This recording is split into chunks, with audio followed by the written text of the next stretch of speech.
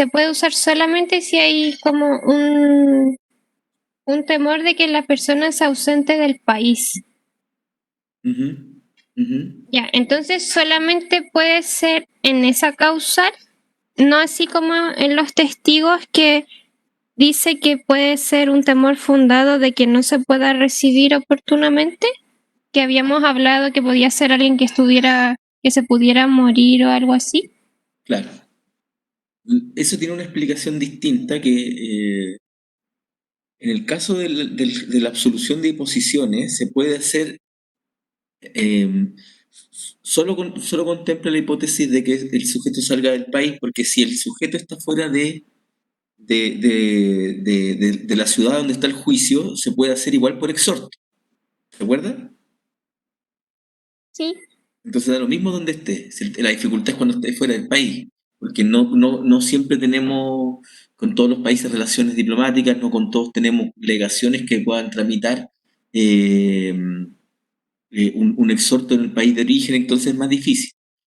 Y en el caso de los testigos, eh, la ley establece un espacio específico en el juicio para que declaren los testigos. Yo les conté que hay un espacio que se llama el término probatorio, que es un espacio para presentar la prueba. Los testigos solo se pueden hacer en ese espacio. Entonces, dado eso, el legislador dice, la idea es que declaren durante el juicio, pero si hay algún impedimento, eh, eh, podemos anticipar la prueba, en el fondo. ¿Mm? Pero son hipótesis distintas. Voy a empezar a pasar en materia. Voy a empezar a grabar también y después compartir video. Y al final nos vamos a quedar con hacer, conversar un poquito más del caso que les puse, del incidente.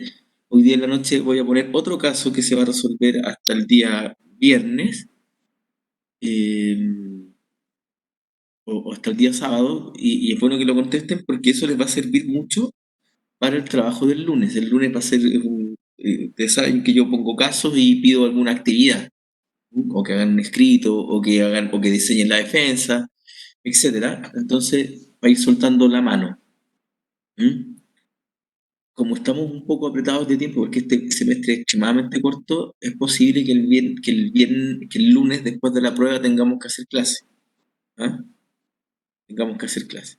Lo voy a conversar, lo voy a ver con la ayudante, y si no, los dejo descansar y partimos el miércoles con juicio ordinario. Mi deseo es partir el miércoles con juicio ordinario ya.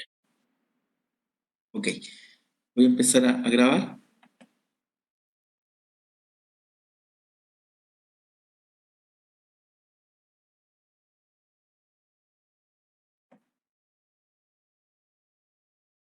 Y voy a empezar a compartir pantalla.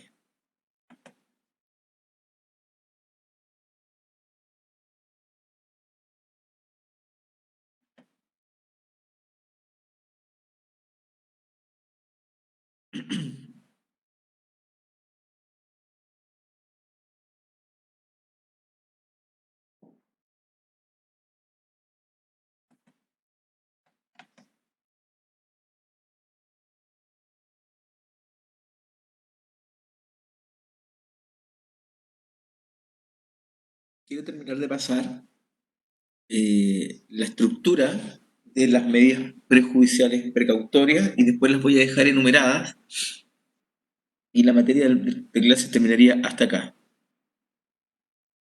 Habíamos conversado que las medidas prejudiciales precautorias eran actos jurídicos procesales anteriores al juicio, cuya finalidad era asegurar las resultas de la pretensión que se hará valer dentro del proceso. Estas medidas precautorias pueden solicitarse, cuando son precautorias, se pueden solicitar desde la notificación de la demanda, pero cuando son prejudiciales precautorias, parten antes del juicio. Así lo establece el artículo 279. Podrán solicitarse como medidas prejudiciales las precautorias de que trata el título quinto de este libro. ¿Mm? habíamos visto que los requisitos, el primer requisito común a toda medida prejudicial es señalar la acción que se propone deducir y someramente su fundamento. Un segundo requisito es el requisito común a toda medida precautoria.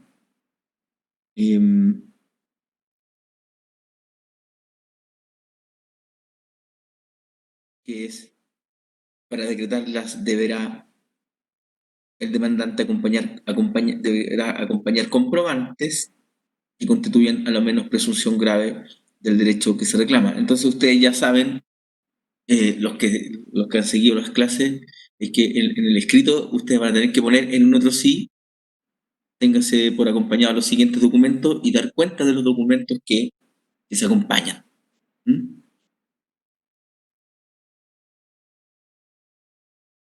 Dar cuenta de los documentos que se acompañan, que dan cuenta de que efectivamente esto está pasando y estos documentos tienen que dar presunción grave del derecho que se reclama, es decir, que efectivamente usted cree que va a ganar el juicio y el juez tiene que entender que posiblemente usted va a terminar ganando el juicio. Y luego los requisitos específicos de las medidas precautorias solicitadas, esto lo vamos a dejar para cuando estudiemos precautorias. Yo solo voy a tratar aquí la forma en que se piden durante la situación previa a que se inicie el juicio, es decir, cuando no hay demanda, pero toda la reglamentación del artículo 290 al 302 lo vamos a estudiar, posteriormente, muy probablemente en el lunes siguiente, después de la prueba. Y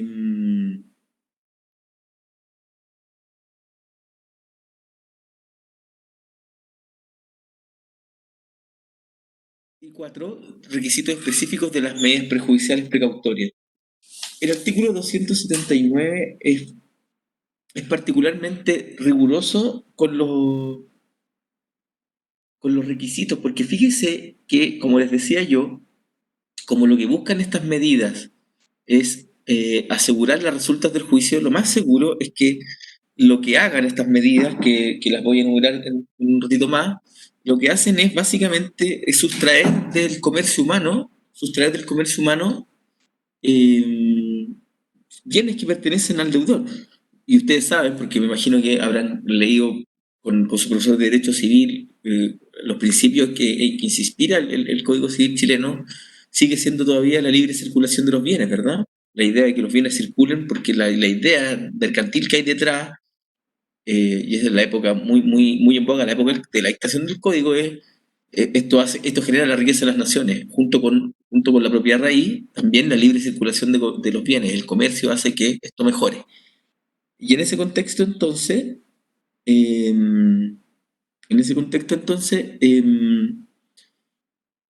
ya estamos presentando una solicitud para sacar de circulación los bienes y ni siquiera hemos presentado la demanda. Entonces no, tienen que ser fundamentos muy serios y tienen que ser requisitos muy complejos porque uno no sabe siquiera si la persona que está solicitando esto va a ganar el juicio. Entonces hay que ser particularmente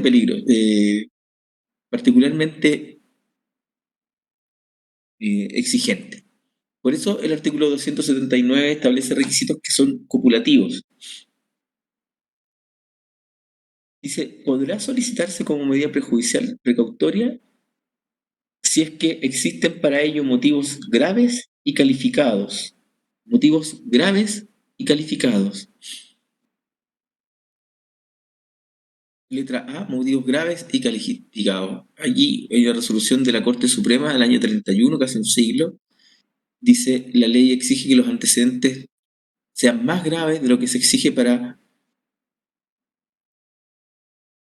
otorgar una medida simplemente precautoria del artículo 298. Esto es interesante porque, adelantándome a la clase siguiente, el artículo 298 establece que se debe, que los documentos tienen que tener presunción, constituir a lo menos presunción grave del derecho que se reclama. También ocupa la palabra grave, presunción grave del derecho que se reclama, y el 279 habla de motivos graves, pero le agrega la voz la palabra calificado.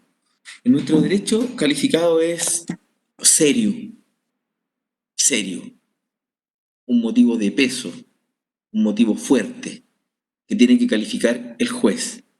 ¿Mm? ¿Por qué? Por lo que dice la lámina. Quien califica la entidad de los motivos es el tribunal, eso está claro. El juez es el que tiene que ver y usted tiene que convencerlo en su escrito. En este caso, se requiere ser tan exigente porque hay una doble excepción a las reglas del principio de igualdad entre partes, pues aún no se está en el juicio y por eso el legislador es más estricto. Entonces, motivos graves y calificados. Fíjese lo que dice la Corte Suprema también en ese mismo año 31. Al exigirse por la ley motivos graves y calificados para que puedan decretarse prejudicialmente medidas precautorias, se han aumentado y no disminuido los requisitos que requiere el artículo 298 del Código de Procedimiento Civil para decretar las simplemente precautorias. Ello dado la ocasión en que unas y otras se solicitan, las prejudiciales sin siquiera demanda, y otras antes de presentarse la demanda y otras después de presentada. El documento privado otorgado en presencia de un corredor, bla, bla, bla. Entonces, yo les voy a poner un caso y ustedes me dicen si ustedes hubieran otorgado o no la precautoria. No, yo lo vi en el tribunal.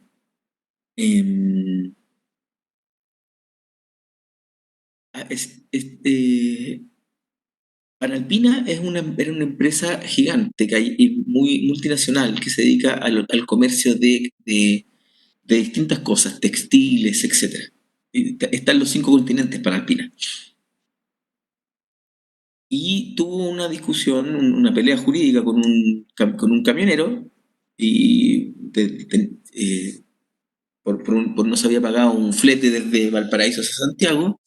Esta es una empresa bien solvente y lo que se le adeudaba eran 2 millones de pesos. La empresa decía que los materiales habían llegado en mal estado porque el compartimento del camión no los conservó bien, entonces no le quisieron pagar porque la mercadería llegó en mal estado.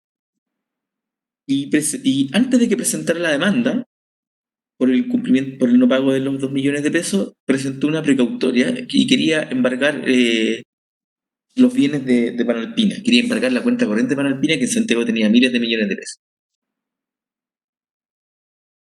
Argumentando que él sabía que iba a ganar el juicio. ¿Ustedes hubieran otorgado la precautoria?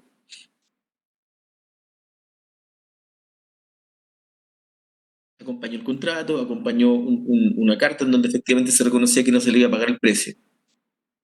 Rebolledo Mella dice que no. ¿Por qué no? Encuentro, profe, que la cantidad que estaba en juicio comparado con el bien total de las cosas que se le querían poner en precautoria, no es como algo razonable y proporcional. Y aparte no había como un miedo a de que en un futuro la empresa sufriera insolvencia o algo. Bien. No encuentro un motivo razonable. ¿Alguien más?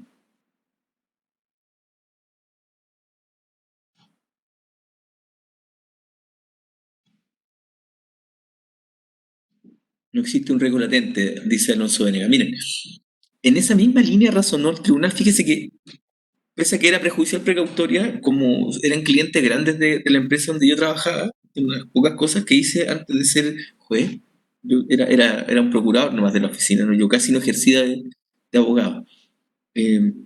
Nosotros mirábamos constantemente cualquier juicio que pudiera tener Panalpina y nos dimos cuenta de que nos habían presentado una precautoria y le acompañamos al tribunal, el balance de Panalpina. Y le hicimos presente lo mismo que nos relatan los compañeros. O sea, si tenemos que pagar, le vamos a pagar. somos una empresa que está en los 5 continentes, mire la solvencia de esta empresa, qué sentido tiene que además entonces no hay motivos graves ni calificados que aconsejen la medida. Existencia de motivos graves y calificados, es decir, recuerden que el objetivo de las precautorias es asegurar las resultas del juicio.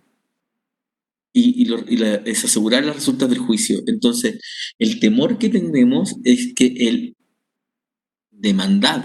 temor que tenemos que el demandado o caiga en desgracia económica y no tenga las facultades suficientes para proceder a responder, o bien oculte sus bienes. Y ninguna de estas dos cosas pasaban aquí. Segundo requisito, que se determine el monto de los bienes sobre los cuales deben recaer las medidas. Precisamente por lo mismo. Estamos sustrayendo bienes del comercio humano y eso no es una cosa que al Código Civil ni al Código de Procedimiento Civil, que en algún sentido viene a desarrollar los principios del derecho civil, le acomode, digamos. Entonces, el artículo 298 establece la obligación de determinar eso. Artículo 279, número 1. Que se determine el monto de los bienes sobre las que deben recaer las medidas precautorias. Y ya, un poco reafirmando lo que hemos venido diciendo al inicio de esta clase, la ley establece, porque sabe el legislador que se hace un mal,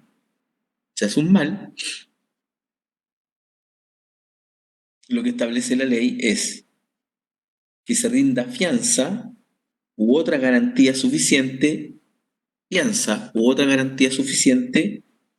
a juicio del tribunal para responder por los perjuicios que se originen y las multas que se impongan. La fianza es un contrato de garantías. Consiste en que una persona que está realizando un contrato pone a disposición del acreedor otro patrimonio, que es el patrimonio del fiador, para asegurar el cumplimiento de la obligación. Y le dice a la contraparte, si yo no pago,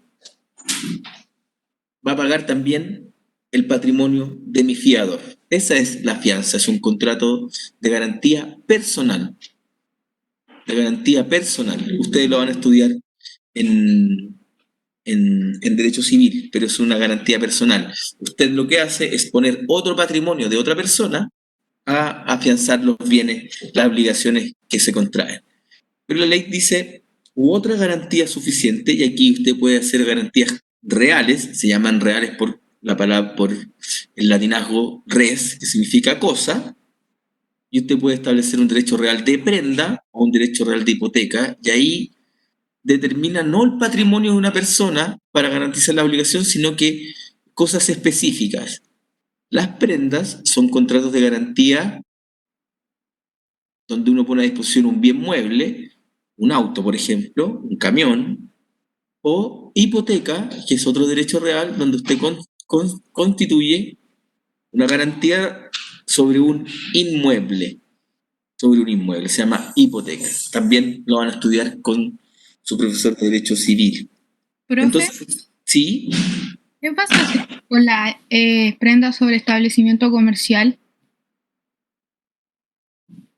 ¿En qué sentido? En la empresa, por ejemplo, de que en vez de que la empresa que fue demandada, que usted contó anteriormente, sí haya sido muy perjudicado el camionero. O sea, la cantidad era como más razonable, porque eso era irracional. ¿Podría...? Si la deuda era grande, si Panalpina está cayendo en quiebra, si Panalpina se está yendo del país porque usted toma noticia de que Panalpina está empezando a vender sus activos en el país, ahí tiene motivos graves y calificados para pedir para pedir las precautorias de las que usted tenga lugar. ¿Mm? Todas esas cosas son las que usted tiene que explicarle al juez en la petición. Hago esta petición porque tal cosa. Ujú, profe. Gracias. Ya.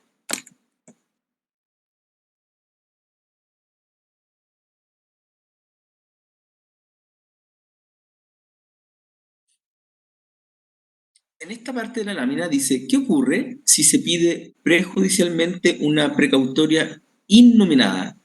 ¿A qué se refiere con una precautoria innominada?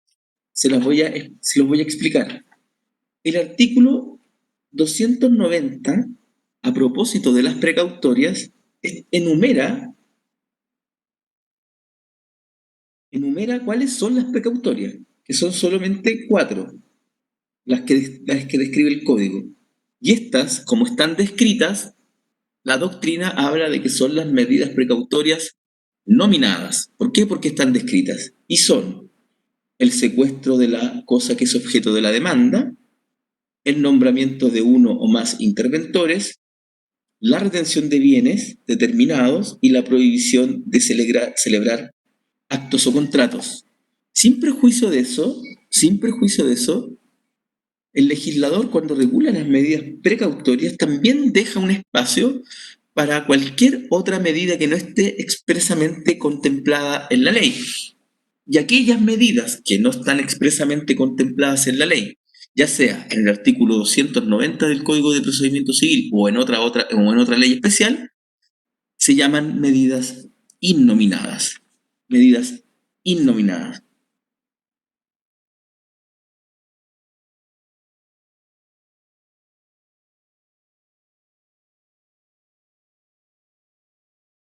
Así lo dice el artículo 298. Podrá también el tribunal, cuando lo estime necesario, y no tratándose de medidas expresamente autorizadas por la ley, exigir caución al actor para responder los perjuicios. ¿Se dan cuenta que el artículo 298 que acabo de leer, podrá también el tribunal, cuando lo estime necesario, y no tratándose de medidas expresamente autorizadas por la ley, cuando dice no medidas expresamente autorizadas por la ley, la doctrina ha entendido unánimemente y con razón que efectivamente usted puede poner cualquier otra medida, y esas son las medidas innominadas. Pero para aprobar una medida innominada, es obligatorio poner una caución. Entonces, la pregunta que hace la lámina es, ya sabemos que en las medidas prejudiciales precautorias, en cualquiera de ellas, es requisito ofrecer caución. ¿Tengo que poner una doble caución si además pido una medida precautoria prejudicial innominada? Porque el artículo 298 dice, cuando me pidan una medida precautoria que no esté nominada, tiene que haber caución. Entonces, si es prejudicial, tiene que haber caución. Si es prejudicial innominada, tiene que haber doble caución. ¿Qué piensan ustedes?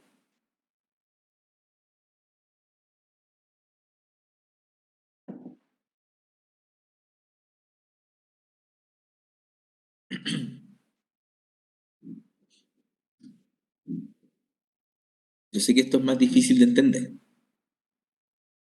Lo voy a volver a explicar.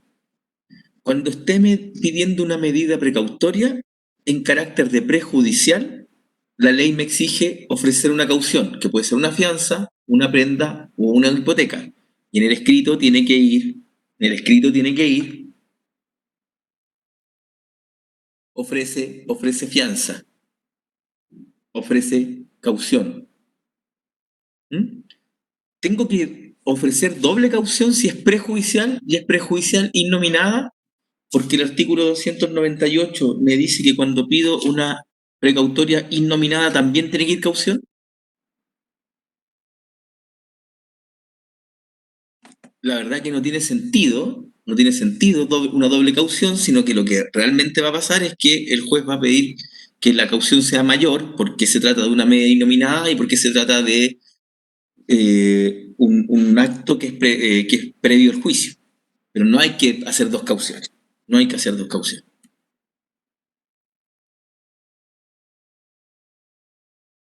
Entonces, para que quede claro, si quiero asegurar y quiero caucionar con un inmueble, tengo que constituir una hipoteca. Sí, yo imaginaba que no entiendo. ¿Quién no entiende, Lorena? No entiendo, profe, eso de la doble o triple caución. No entiendo la pregunta. Mire, respóndame usted. ¿Es requisito para pedir una medida precautoria como prejudicial que se presente una caución? Dice que sí en el artículo. Sí, ya. ¿Usted entiende cuáles son las precautorias innominadas? No. Ya, es que ahí está el problema. Sí. Se llaman nominadas las que están descritas, y por eso se llaman nominadas, porque están tipificadas o descritas, las que están en el artículo 290, que son solo 4. Secuestro, Ya. etc. Pero ¿puedo inventar otra que no tenga que ver con el secuestro, con el nombramiento de un interventor, con la retención de los bienes? ¿Puedo inventar otra? Esas serían las innominadas. Innominadas. ¿Qué pasa con las innominadas? Las innominadas también requieren caución.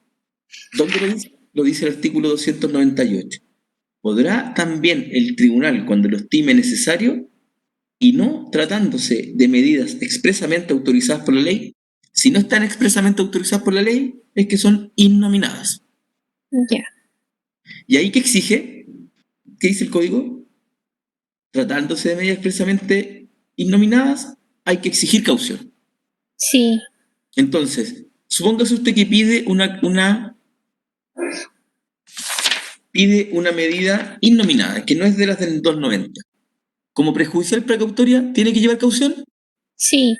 Sí. Y ahora, como es innominada, ¿tiene que volver a hacer otra caución? Porque el 298 dice, y eso es lo que decimos, no es necesario Ya. doble caución, sino que Ahora vamos a sí. ser más exigentes. ¿Quedó mejor ahí o no? Sí, ahora sí. Gracias. Ya, bueno, todos los demás tienen que agradecerle a la Lorena que tuvo la capacidad de decir que no entendía. Si aquí lo que me importa es que aprendan. Lo que me importa es que aprendan. Yo en general lo que hago en estos años es formar litigantes. No formo tanto teórico, ¿ya? Pero formo litigantes. Entonces estas cosas tienen que aprender a los que van a litigar, ¿ya?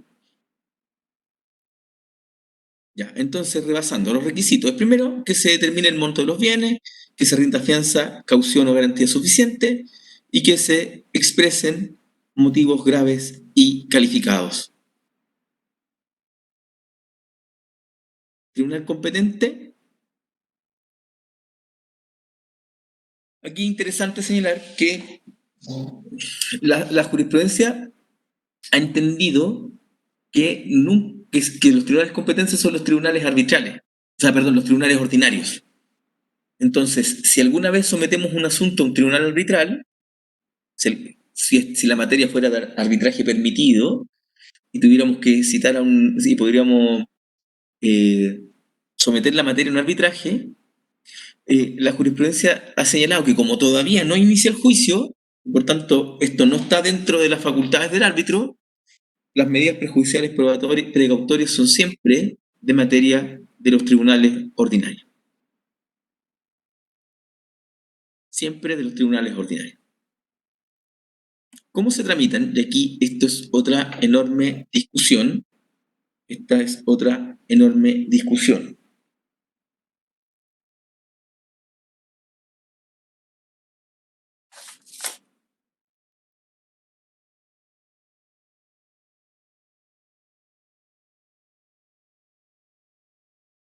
¿Por qué es importante? Porque si ustedes lo miran, vamos a retener ciertos bienes del deudor y la tentación del deudor va a ser ¿a qué? A deshacerse de los bienes.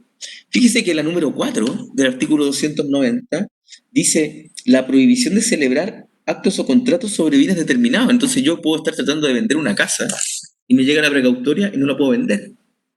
O me entero, siquiera me entero, que que se ha presentado una medida prejudicial probatoria.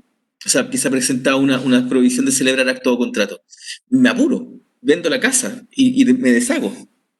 ¿Se dan cuenta? Entonces, la pregunta es, ¿puedo o no puedo?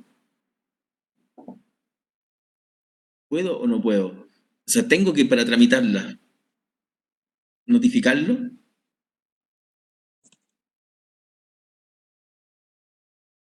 ¿Por qué? Porque lo que importa es que el conocimiento anticipado por parte del futuro demandado puede llevar a la burla de la medida. Ninguno de los artículos que tratan esta materia, que son el 279 y el 280, hacen referencia a cómo se tramita. Hacen referencia a cómo se tramita. Pero está en el título de las medidas prejudiciales. Y los únicos artículos que hacen referencia a esto es el artículo 289. 289. Dice, las diligencias expresadas en este título pueden decretarse sin audiencia de las personas contra quien se piden, salvo en los casos en que se exige su intervención. En general, tanto en el secuestro de la cosa, objeto de la demanda, secuestro es una especie de embargo de la cosa, en el nombramiento de uno o más interventores de una empresa, estoy leyendo el artículo 290, en la retención de bienes determinados, que es otro tipo de embargo, y en la prohibición de celebrar actos o contratos sobre bienes determinados, en estos 4 casos, que son las medidas precautorias, no se requiere la intervención del futuro demandado para que se hagan. Entonces, dice, las diligencias expresadas en este título pueden decretarse sin audiencia de la persona contra quien se den, salvo en los que expresamente exijan su intervención. Entonces, adelantando una posible solución, es que usted debería pedirlas y el tribunal las debería resolver sin intervención de la contraparte. Sin intervención de la contraparte, es decir, y recordando lo que estudiamos el semestre pasado, respecto de cuando era con conocimiento o cuando era con citación, sin que tengamos que previamente notificarlos de aquello. Porque si hubiera sido con citación, el artículo 69 dice una audiencia que se autoriza, una diligencia que se autoriza con citación, se entenderá que no puede llevarse efecto sino pasado 3 días después de la notificación. Pero no es el caso, porque aquí es sin audiencia. Entonces, no es con citación. Tampoco es con conocimiento. Cuando se mande proceder con conocimiento, se podrá llevar a efecto la diligencia desde que se ponga en noticia de su contendor. Entonces, entonces también parte de la base el conocimiento es que se le notifique. Pero la ley no ocupó ni la palabra citación ni la palabra conocimiento. Entonces, todavía, y esa es la tesis que yo comparto, es que estas diligencias pueden otorgarse de plano sin que se le notifique al futuro demandado. Sin que se le notifique al futuro demandado. ¿Por qué? Porque les voy a adelantar una cosa más. Este es un caso en donde el legislador señala que es obligatorio demandar. Que es una cosa muy curiosa. Uno piensa que tiene derecho a demandar, pero hay casos en que el legislador ha dicho usted tiene obligación de demandar.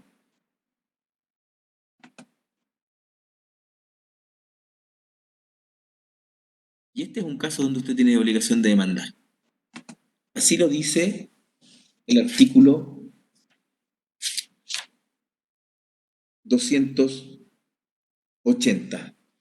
aceptada la solicitud a que se refiere al artículo anterior, es decir, a la solicitud de prejudicial prevatoria, deberá el solicitante presentar su demanda en el término de 10 días y pedir, como requisito, que no se le puede olvidar, que se mantengan las medidas decretadas. Este plazo de 10 días podrá ampliarse por motivos fundados a 30. Es un caso bien especial porque los plazos legales en general no son ampliables, los plazos ampliables son judiciales, lo vimos el semestre pasado, pero este es un caso que siendo legal es ampliable. Entonces, raya para suma. Estas medidas, por su importancia, se pueden tramitar de plano, es decir, sin que se notifiquen a la contraparte. Las otorga, las cumple, voy al conservador de bienes raíces prohíbo se prohíbe la venta de la casa. Voy al banco y retengo la cuenta corriente. Voy al domicilio del deudor y retengo. Y secuestro la cosa, que sacarla del lugar donde está, etcétera, que son las del 290. Sin que él sepa. ¿Cuándo él se entera? Se entera cuando se cumple la medida o se entera cuando le notifican la demanda. ¿Por qué? Porque en la demanda tengo que pedir, ¿qué cosa tengo que pedir en la demanda? Tengo que pedir que se mantenga la medida ahora ya como precautoria. Si no la pido, se pierde. Si no la pido, se pierde. ¿Estamos?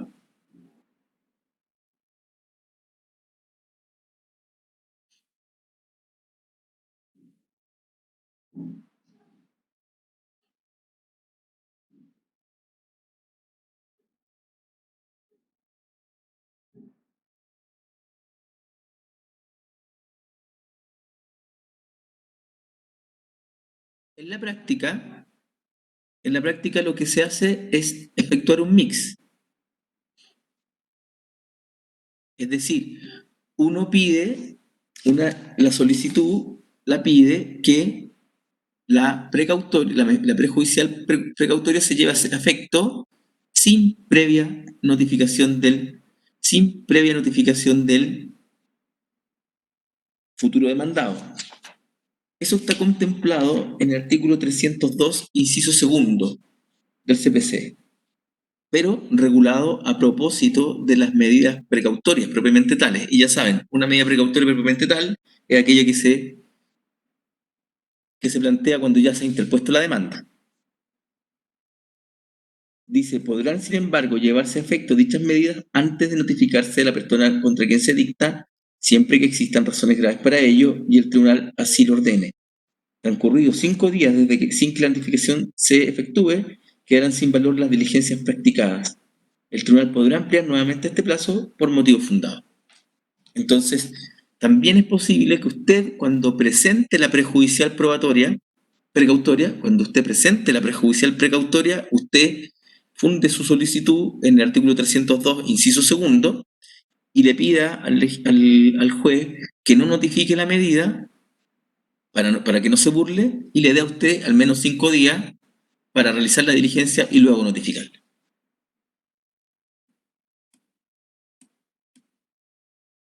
El artículo 280, que es el que le señalaba, establece una carga mayor para el demandante, una carga mayor para el futuro demandante.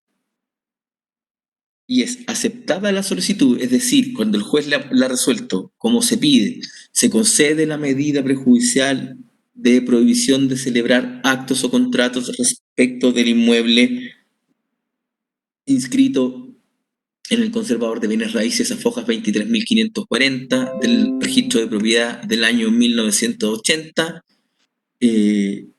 Inscríbase dicha prohibición en el libro respectivo de dicho conservador. Cuando usted ya tiene eso y usted corre, le pide al receptor judicial que haga la gestión para que de inmediato se establezca la prohibición de celebrar acto o contrato, y con eso el futuro demandado no va a poder vender la propiedad. Como usted no ha presentado la demanda, le da un plazo, como ya les dije, de 10 días. Tiene que presentar su demanda en el plazo de 10 días. Entonces, si usted lo mira, son 2 cargas las que tiene que cumplir el futuro demandante. 2 cargas. La primera, presentar dentro del plazo de 10 días, la demanda. No es necesario que se notifique, sino basta con que se presente. El plazo se cumple presentándola ante el tribunal, es un plazo fatal, como todos los del Código de Procedimiento Civil, entonces tenemos hasta las 23 horas con 59 minutos del día 10. No es necesario que se notifique y la sola presentación satisface el requisito. Para presentar la demanda no es necesario aplicar las reglas de distribución de causas porque la demanda se presenta ante el mismo tribunal que conoció ya la medida prejudicial precautoria.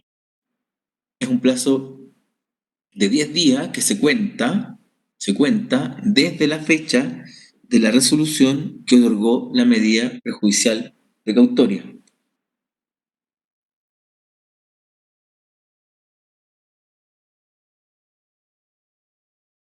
Plazo que tiene que ampliarse, se puede ampliar por motivos fundados hasta por 30 días. Hasta por 30 días. La solicitud, la ampliación debe solicitarse antes del vencimiento. Sí, recuerden que la ampliación de todos los plazos tiene que solicitarse antes de que hayan vencido el plazo, porque una vez vencido el plazo no hay nada que ampliar. Siempre usted tiene que pedir ampliación de plazo en la medida que la ley lo permita, mientras el plazo esté pendiente. Si el plazo ya está vencido, ya saben lo que pasa. El plazo está extinto porque el mero transcurso del tiempo lo elimina.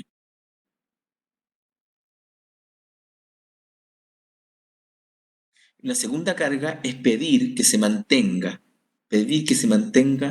las medidas prejudiciales precautorias en calidad de precautoria. Y ahí les dejamos un pequeño ejemplo. En lo principal, interpone demanda, otro sí, se mantenga la medida prejudicial como precautoria del juicio.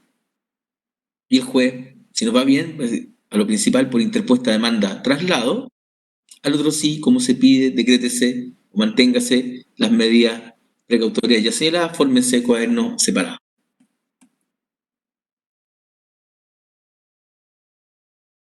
Esto no sale barato en términos de equivocarse. Sale barato en términos de equivocarse. Si no se deduce la demanda oportunamente,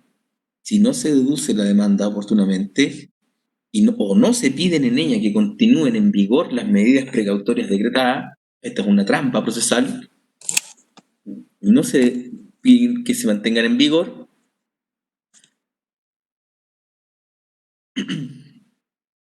o bien, al resolver sobre la petición el tribunal no mantiene dichas medidas, por este solo hecho, quedará responsable el que las haya solicitado de los perjuicios causados considerándose como doloso su procedimiento, porque si usted no presenta la demanda, si usted no pide que se mantengan, en el fondo lo que uno va a suponer es que usted solo hizo todo lo de la prejudicial precautoria con el objeto de entorpecer la libre circulación de los bienes y causarle un daño al futuro demandado. Y por tanto, lo vamos a considerar de mala fe, y como usted ya presentó una fianza, como usted ya tiene una prenda o una hipoteca, lo vamos a sancionar.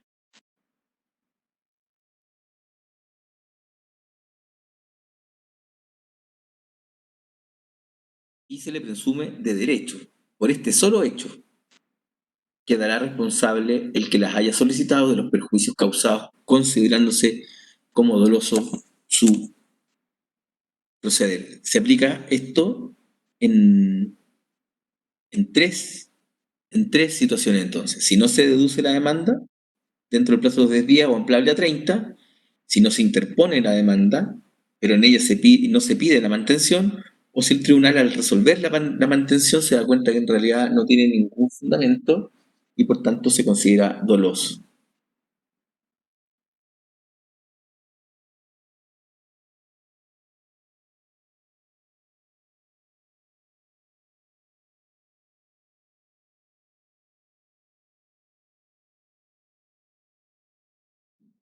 Bien.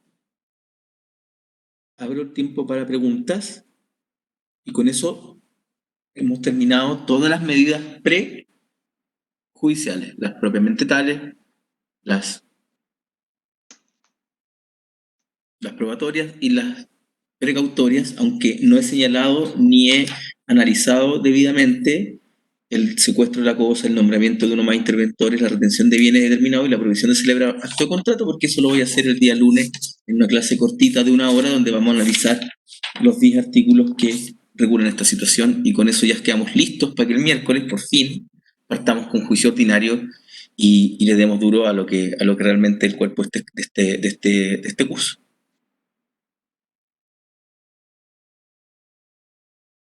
¿Pueden ser un ejemplo de motivo fundado de que usted todavía no tenga algunos antecedentes en que va a basar la demanda? Me pregunta la compañera. ¿Mm?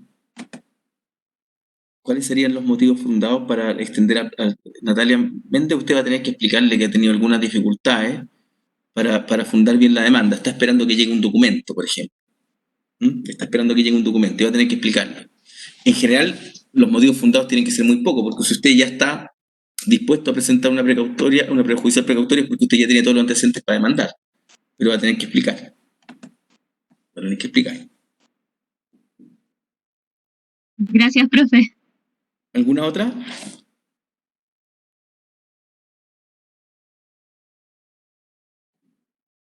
Voy a detener de compartir y quiero que conversemos un poquito más del trabajo que hicimos en el foro, porque yo contesté varias respuestas ahí. En general anduvieron bien, identificaron bien qué es lo que había que pedir. Era un típico incidente de nulidad de todo logrado. Y eso está muy bien. ¿Profe? Sí. Disculpe, ¿sabe que yo para hacer igual eso me basé en algún ejemplo que busqué igual en alguna página? ¿Ya? ¿Y por qué en alguna dice la suspensión del proceso y en otra lo omite? A casi todos les dije a todos les dije que no corresponde, porque fíjese lo que dice, la norma es clara. La norma dice: los incidentes que dan lugar a las disposiciones contenidas en los 2 artículos anteriores no suspenderán el curso de la causa principal y se substanciarán en cuadernos separados. En el PDI no hay engaño, pero no corresponde la solicitud. Recuerden que la clasificación entre incidente de previo y especial pronunciamiento es si se tramita o no, si suspende o no la tramitación del cuaderno principal. Aquí, como ya se trata de un sujeto que ya el juicio avanzó un montón y hay desconfianza, y el legislador dice: mire, no le vamos a suspender. Creo que con uno me equivoqué y le contesté mal, pero lo que quise decir realmente es que no suspende la tramitación del proceso porque hay norma expresa. ¿Ya? Y Ok. hubo otro que puso una orden de no innovar. Claro, las órdenes de no innovar están pensadas para los recursos de hecho, recursos lo vamos a ver cuando tuvimos recursos, que creo que me toca el próximo semestre. Debiéramos estudiar recursos. ¿Qué son las Profe, órdenes de no innovar y por qué existen? ¿Sí? Yo le puse contestación de la demanda y no sé si Sí. estará bien. No, pues le puse en el foro que no era contestación de la demanda. Que Ya. porque no contesta la demanda. Recién, Claro, pero en rigor, lo que pasa es que ese acto, ¿qué es a las finales? ¿Como qué naturaleza jurídica tiene? es un incidente. De hecho, Ya. le puse métase en la página y yo le contesté y le puse la suma correcta. Ya, perfecto. Sí, Ya. de hecho, porque en rigor, Eduardo, yo no se lo había querido, no lo había pasado, pero en rigor, Eduardo, la demanda está contestada en rebeldía. Claro, pues sí. Claro, entonces no tiene que contestar. La mayor parte identificó bien la suma y puso interpone incidente de nulidad por falta de emplazamiento. Eso está bien. Claro. Interpone incidente de nulidad por falta de emplazamiento. A todos les puse, casi todo, a todos les puse, para que echen una mira al foro, cuáles son los documentos que ustedes acompañarían, porque aquí hay 2 cosas que hay que probar. Y yo quiero que las identifiquemos antes de que nos vamos de la clase. Aquí hay 2 cosas importantes que probar. Díganme ustedes una, yo les digo la otra si es que me logran decir una. Recuerden que los incidentes hay que probar cosas. ¿Qué cosa debería que probar?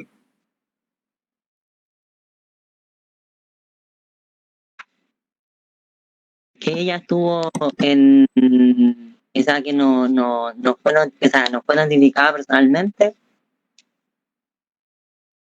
Ya, pero que no fue notificado personalmente. Efectivamente vivía fuera del país y que ese era no su domicilio, por lo tanto residía en otro lado. Exacto. Nunca pudo llegar a sus manos. Porque lo que dice ahí, dice, ofreciendo acreditar que por un hecho que no le ha sido imputable, ha dejado de llegar a sus manos las copias. ¿Se dan cuenta? Entonces a todos les puse, ¿qué documento va a tener que acompañar usted? Si usted está firmando, como les dije, ella estuvo fuera del país, tendrá que acompañar algún documento que dé cuenta que ella estuvo fuera de Chile. Incluso es más, puede que usted no tenga documento. Porque, ¿qué documento? Yo no sé si ustedes saben, pero por eso ¿qué documento muestra que yo no estaba fuera, que yo no estuve en el lugar? El pasaporte del vuelo. Usted podría presentar con el pasaporte. Claro, usted podría presentar su pasaporte que da cuenta de cuándo salió y cuándo volvió. Pero también hay certificado de residencia también. el certificado de residencia Como le va a del decir, claro, pero le va a dar un país. certificado. Profe, la reserva de hotel y todo eso cuentan, ¿o no? Claro, pero son lugares que dan cuenta que lo que yo argumentamos en el caso era 12 años fuera de Chile. Pues ya vive ahí. Claro, entonces, el único documento fidedigno es, por una parte, el pasaporte, pero uno decir, bueno, pero si falta alguna hoja del pasaporte o si entró con otro pasaporte. El único fidedigno, un contrato de arrendamiento podría ser, puede que no le forme tanta convicción, sabe que lo que tendría que pedir, más que acompañar un documento, usted tendría que pedir como diligencia que se oficie a la Dirección de Extranjería de Chile, para que aprendan. Porque la Dirección de Extranjería de Chile, que depende de la Policía de Investigaciones, establece las entradas y salidas oficiales de una persona del país. Entonces, usted podría ofrecer el documento que tiene y pedir que se oficie a extranjería. Profe, pero ahí sería como acompaña documento y como coma, o solamente después cuando uno lo desarrolla la acompaña documento, uno pone que se le oficia a la... No, yo pondría en el oficina. primer otro sí, acompaña, en el primer otro sí acompaña documento, en el segundo otro sí solicita diligencia que indica. Ya. En el primer documento acompaña el pasaporte, como bien nos dice el compañero, como nos dice Eduardo. El pasaporte le va a dar un indicio al juez de que la cosa puede ser. Y en el segundo otro sí, va a pedir que, en un otro sí, le pido, ¿sabe qué? Para zanjar cualquier duda, pídale a extranjería que le acompañe. ¿Te das cuenta? Ya, eso entonces es lo primero que hay que probar. Pero ¿qué más hay que probar? Que todos lo dijeron. Efectivamente vivió 12 años fuera, porque No, puede claro, estar no, sí. justo en el periodo que le notificaron, que puede ser 1 semana, 2 semanas, 3 semanas. Sí. Pero a lo mejor recurrentemente en esos 12 años vino a Chile igual. Es que, bueno, ese lo va a decir el informe de extranjería, porque el informe se llama de ingresos y salidas. Entonces el informe viene con, usted salió fuera de Chile tal fecha, volvió tanto, se fue tanto, viene todo detallado. Pero hay una cosa muy importante, que hay que probar que usted está presentando el incidente dentro de plazo. Y ahí va a ser complejo, porque la contraparte se lo va a reclamar. Tengo que probar porque dice, este derecho no podrá reclamarse sino dentro de los 5 días contados de que aparezca o se acredite. Cuando dice la ley, desde que aparezca o se acredite que el litigante tuvo conocimiento personal del juicio, es un hecho a probar. Hay que decir, me enteré cuando llegué a Santiago y mi tío me vino a ver y me entregó unas copias. Y vamos a tener que ofrecer Profe, el testigo. pero ¿por qué medio probatorio se podría hacer si... Llevo al tío. ¿Testigo nomás? Sí, pues. Llevo al tío al tribunal y y lo soluciono por ahí. ¿Se dan cuenta?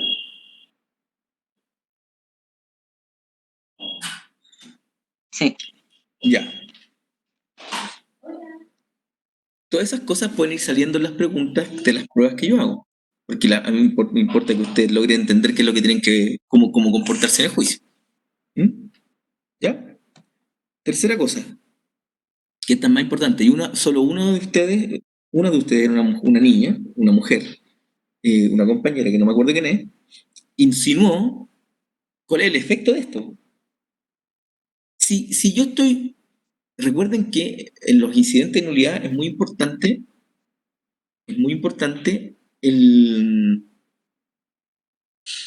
los efectos de la nulidad. Y los efectos de la nulidad son que se deja sin efecto todos los actos que se han declarado nulos. En este caso, vamos a declarar nula la notificación, ¿verdad? Supongamos que nos va bien. Probamos que nunca estuve en Chile. En ese momento, entonces, era imposible que supiera. ¿Qué va a decretar el juez? La nulidad de la notificación de la demanda. ¿Y qué va a anular?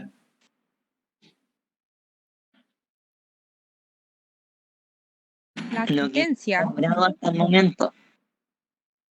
Eh, Las diligencias que se han logrado.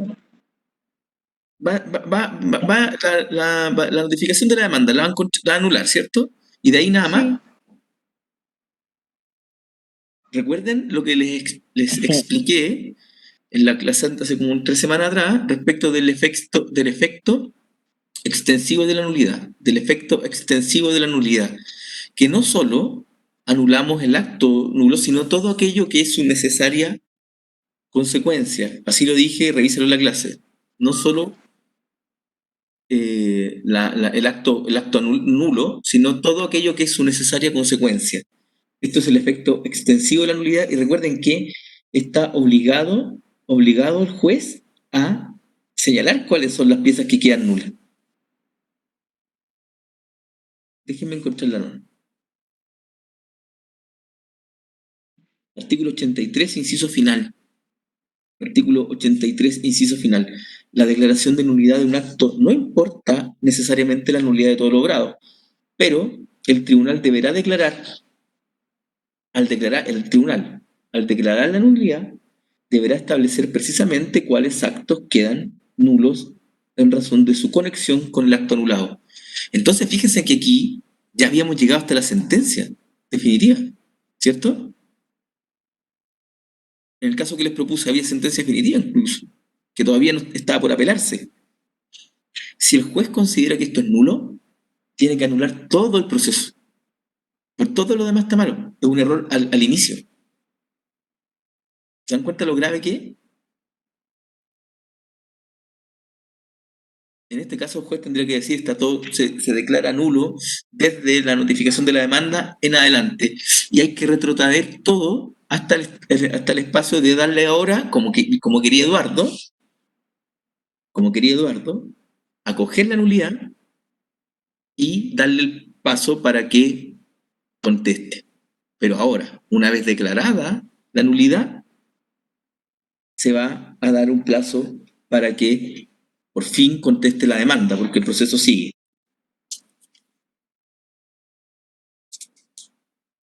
Esto también está regulado cuando estudiamos notificaciones. Artículo 55, inciso segundo. Asimismo, la parte que solicitó la nulidad de una notificación,